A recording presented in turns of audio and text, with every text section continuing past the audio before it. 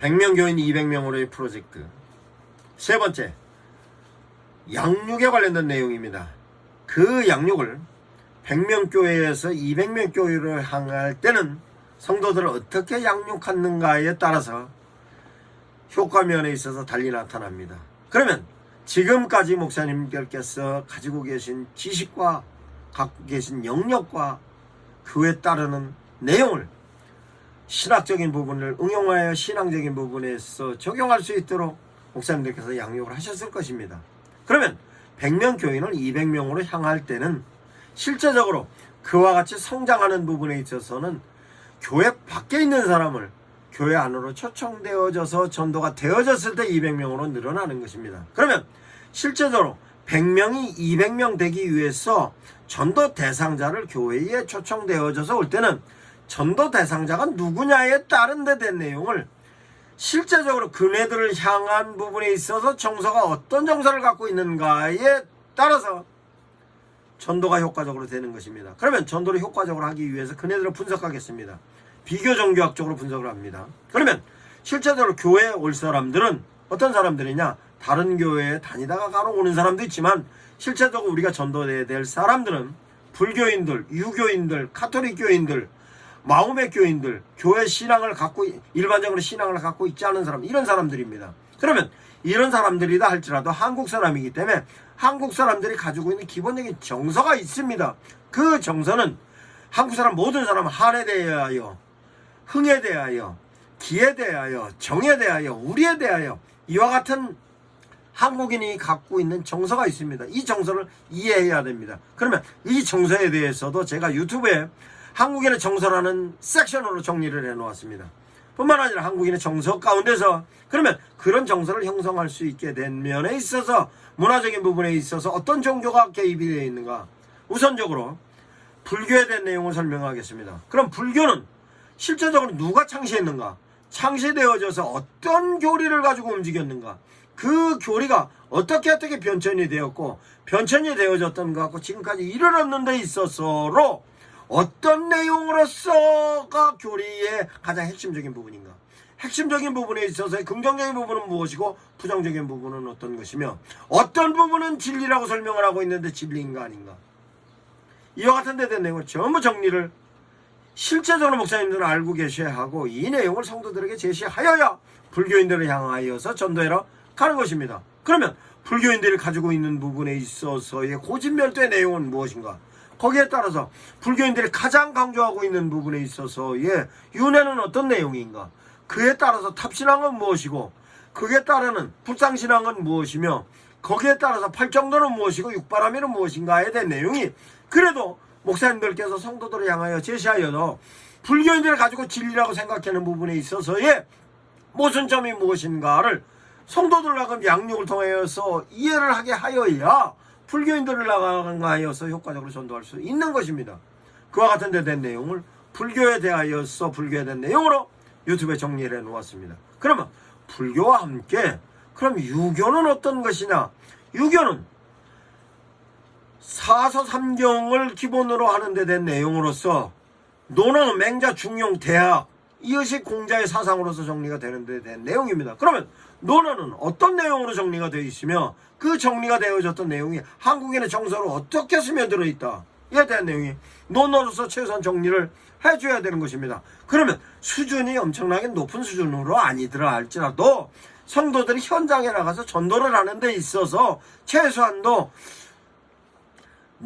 유교에 관련된 내용을 이해한 상태에서 접근하는 거하고 이해 못한 상태에서 접근하는 거하고 상대방에 관련된 접근에 있어서의 수용과 거부에 관련된 확실히 달리 나타나는 것입니다. 그러면 논어에 있어서는 실제적으로 논어의 기본적인 진리는 뭐다, 이에 관련된 내용을 기본적으로는 알고 있어야 하고, 그러면 맹자는 어떠냐, 맹자가 갖고 있는 이론은 어떤 이론이냐, 이에 관련된 것으로 측은지심, 수호지심, 십이지심, 사단지심에 관련된 사단지심에 관련된 내용을 최소한도로 성도들에게 이해를 시켜야 하는 것입니다. 그러면 논어에 있어서도 이는 뭐고 얘는 뭐고 지민은 어떤 것이며 신은 어떤 것이라 하는 데 대한 내용이 정리가 되고, 그러면 중용에 있어서는 중용으로서의 중도적인 개념은 어디 부분에 출발하는 거냐?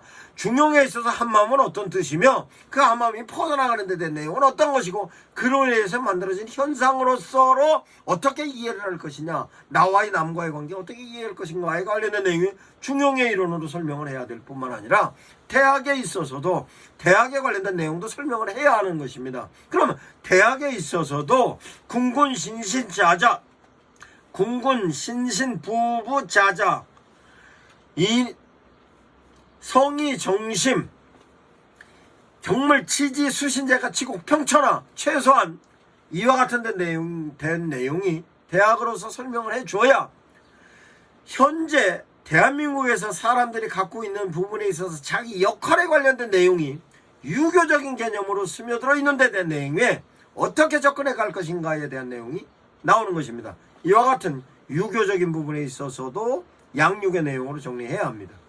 뿐만 아니라 카톨릭도 많은 사람들이 카톨릭도 하나님을 믿는 종교라고 생각하고 있습니다만 카톨릭은 하나님은 일부만 믿는 것입니다. 그러면 카톨릭에 있어서도 카톨릭의 교리가 어떤 교리가 틀렸고 그 틀려진 교리가 어떻게 진행되어 왔던 것을 우리는 프로테스트해서 프로테스탄트가 된 것이다 라는 것이 카톨릭에 있어서의 타락론, 카톨릭에 있어서 구원론, 카톨릭에 있어서 마리아론, 카톨릭에 있어서 화채설에 관련된 내용, 카톨릭에서 신부의 역할, 이와 같은 내용을 실제적으로 양육으로 설명해야 하는 것입니다. 이와 같은 내용을 비교종교학 개념으로 유교, 불교, 카톨릭 뿐만 아니라 모슬렘까지도 실제적으로 우리나라에서는 모슬렘은 많이 활동을 하지 않고 있습니다만 이 내용을 확실하게 성도들에게 비교종교학적 개념으로 양육을 해야 하는 것입니다.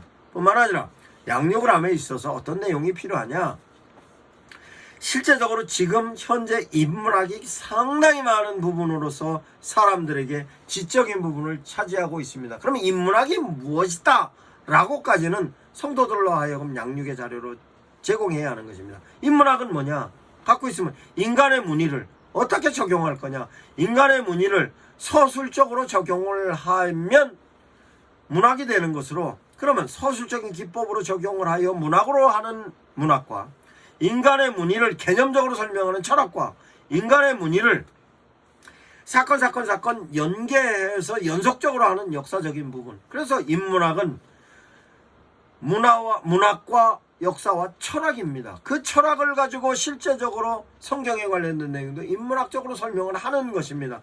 이와 같은 데 된 내용을 실제적으로 인문학도 하나님께서 만들어 놓은 하나님의 작품이고 하나님의 메커니즘이라는 것을 성도들로 하여금 정확하게 제시를 하여야 성도들이 보다 효과적으로 하나님의 뜻을 이해할 수 있는 것입니다. 그러면 이 부분에 이렇게 인문학적인 부분과 함께 인문학에 관련된 내용으로서 사회학이든 심리학이든 정신분석학적이든 이런 모든 부분이 실제적으로 현장에서 전도하는 부분에 있어서 이해하고 전도 대상자들을 만나는 것과 그냥 가서 현장에서 막바로 그냥 부딪히는 것과는 다릅니다. 그러면 이와 같은 비교종교학적인 부분에 있어서와 인문학적인 부분, 정신분석학적인 부분, 사회학적인 부분, 이 모든 내용이 실제적으로 성도들로 하여금 점진적으로 양육이 되어서 갖고 있는 지식으로 가지고 있으면 그 지식에 따라서 하나님의 놀라운 은총으로서 우리 기독교적인 교리와 결부시켜서 기독교적인 교리가 실제적으로 진리다라는 것만 적용이 되면 성도들은 효과적으로 양육이 되고 어떤 경우라도 흔들림이 없습니다. 그럼 하나님은 어떤 분이냐? 하나님은 창조주이심에 대한 창조주로서의 내용을 논리로 설명할 수 있어야 합니다. 그러면 하나님의 창조주이심의 창조에 관련된 내용을 논리로 설명하는 것에 관련된 내용도 절대적으로 필요한 것으로 창조주 하나님에 대한 내용을 설명할 수 있어야 합니다. 그러면 창조주 하나님은 초월적인 존재로서에 관련된 내용으로 유튜브에 올려놨습니다. 뿐만 아니라 예수님은 어떤 분이냐? 하나님이 절대적인 존재로서의 하나님께서 인간의 몸을 입고 온 실존의 하나님이 예수님이심을 실존적인 내용으로 설명을 할 수 있어야 합니다. 그러면 실존적인 내용으로 예수님이 하나님이심을 실존의 논리로 설명을 할 수 있어야 성도들이 예수님이 어떤 분이라는 것이 이해가 됩니다. 뿐만 아니라 성령님은 어떤 분인가에 대한 내용이 실존적으로 오셨던 예수님께서 승천하시면서 세상 끝날까지 성령의 모습으로 우리에게 곁에 계셔서 우리를 향하여서 성령께서 어떤 역할을 하고 계신다는 데 내용이 성도들로 하여금 정확하게 이해될 수 있을 만큼의 내용이 제시가 되고 성도들은 그 내용을 반드시 인지해야 할 것입니다. 그러면 하나님, 예수님, 성령님으로서의 관계성의 삼위일체 개념을 어떻게 이해를 할 것인가도 성도들에게 양육을 해야 합니다. 그러면 신학적인 부분에 있어서 조직신학적으로 이와 같은 데 대한 내용이 정리가 되면 그 다음은 실제적으로 어떻게 우리가 구원을 받는 것이고 구원받기 전에 우리는 어떻게 타락되었으며 구원을 통하여서 이루는 시점과 구원의 현상으로서의 어떤 내용이다.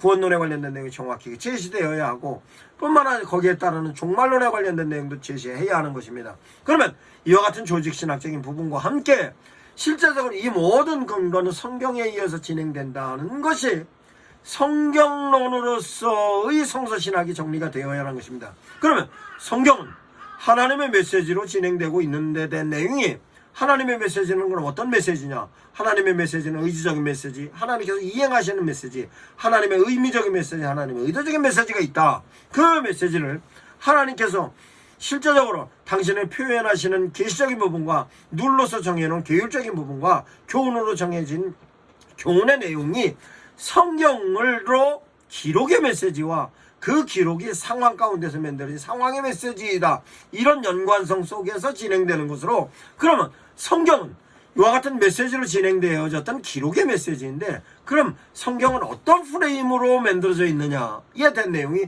설명이 돼야 되고, 그러면 성경은 프레임과 함께 어떤 패턴으로 하나님께서 성경을 써나가셨냐에 대한 성경에 대한 패턴도 성도들을 향하여서 설명해야 됩니다. 그러면 패턴과 함께 성경은 어떻게 디자인되어 있는가에 대한 내용이 성도들로 하여금 성경에 관련된 모든 내용에 대해 있어서 기본적으로 성경은 어떻게 인식하고 인지하여야 하는가에 대한 내용을 조직신학과 함께 성서신학으로 제시해야 하는 것입니다.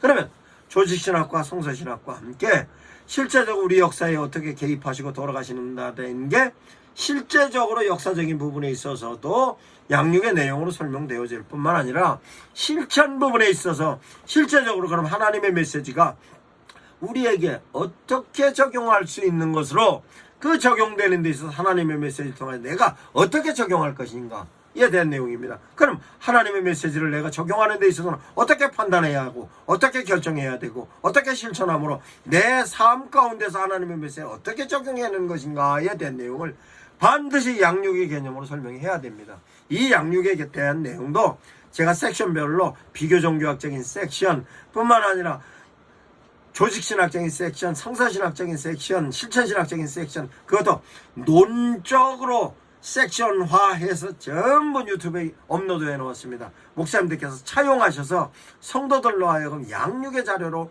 활용하시기 바랍니다. 그러면 이와 같은 데 대한 양육이 성도들로 하여금 양육이 되어졌을 때 이 내용을 기본적으로 갖고 있는 상태에서 그러면 전도의 내용으로서 돌아가야 되는 데 있어서 전도로서로 방향 설정을 하는 데 대한 내용을 설명을 하자면, 그러면 실제적으로 성도들을 향하여 전도에 대한 내용을 양육할 때 전도에 있어서 전도 대상자를 어떻게 선정하는가?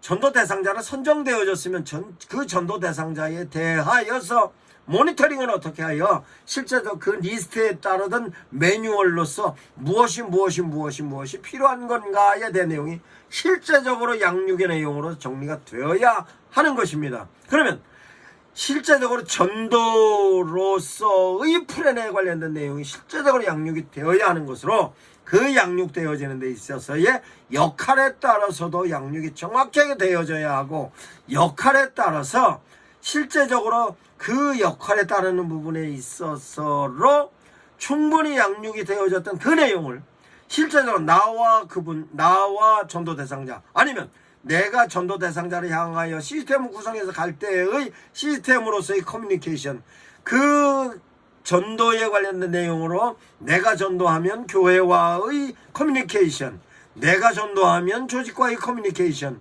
조직이 전도하면 조직과 전도자와의 커뮤니케이션, 조직과 교회와의 커뮤니케이션, 이런 모든 내용이 양육의 내용으로 정리가 되어야 하는 것입니다.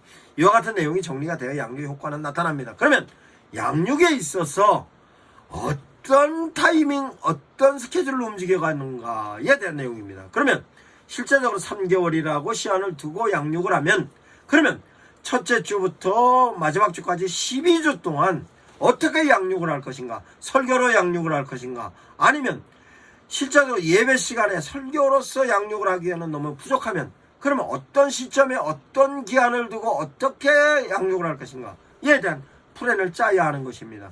그 플랜을 짜는 것으로서 강사는 누굴 쓸 것이고, 뿐만 아니라 강사뿐만 아니라 그 내용에 있어서 어떤 내용을 언제, 어떤 내용은 언제, 어떤 내용을 언제 써야 되는가에 대한 내용이 반드시 플랜으로 정리가 되어야 양육의 효과가 나타나는 것입니다. 이와 같은 전반적인 내용은 양육 패러다임에 정리를 해놓았을 뿐만 아니라 이 양육의 패러다임에 대한 내용을 섹션별로 전부 정리가 되어져 있는 상태로 유튜브에 업로드해 놓았습니다. 활용해 보시기 바랍니다.